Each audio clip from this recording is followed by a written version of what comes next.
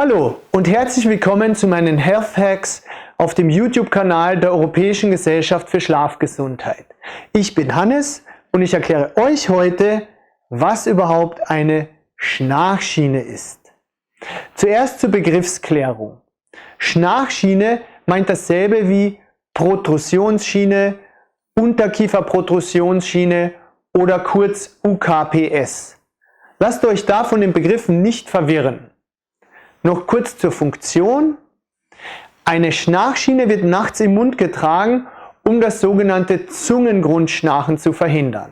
Sie setzt nämlich den Unterkiefer leicht unter Spannung und schiebt ihn sanft nach vorn. Da die Zungenmuskulatur mit dem Unterkiefer verbunden ist, wird auch der Zungengrund unter Spannung gesetzt und nach vorne verlagert. So ist es unmöglich, dass die Zunge nach hinten in den Rachen sinkt, wo sie die Atemwege blockieren würde. Ihr könnt also mit einer Schnarchschiene ungehindert atmen, ohne zu schnarchen. Und zwar egal, ob das Schnarchen krankhaft oder nicht krankhaft ist. Denn, und das wissen nicht viele, eine Schnarchschiene kann auch bei leichter bis mittelgradiger Schlafapnoe eingesetzt werden. Nur das mit dem Sprechen bei eingesetzter Schiene, das klappt nicht so richtig. So ähnlich wie bei einer Zahnspange eben. Hallo, ich bin Hannes. Übrigens, auch ein Fliehkinn, sogenannte Retrognathie, ist kein Hinderungsgrund für die Schienentherapie.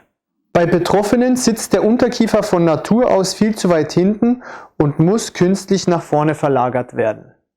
Es gibt spezielle Schienen, die diese anatomischen Besonderheiten berücksichtigen. Nun, was gibt es sonst noch zu sagen? Ja, es gibt eine Vielzahl an Schienen, die sich dann nochmal in Monoblock- und Biblock-Schienen aufgliedern. Es gibt Situationen, in denen man keine Anti-Schnarchschiene tragen sollte und es können natürlich auch Nebenwirkungen auftreten. Aber zu all diesen Themen habe ich euch eigene Videos zusammengestellt. Solltet ihr daran Interesse haben, einfach gerne mal reinschauen. Ansonsten findet ihr auch auf esshealth.org eine Vielzahl weiterer Informationen.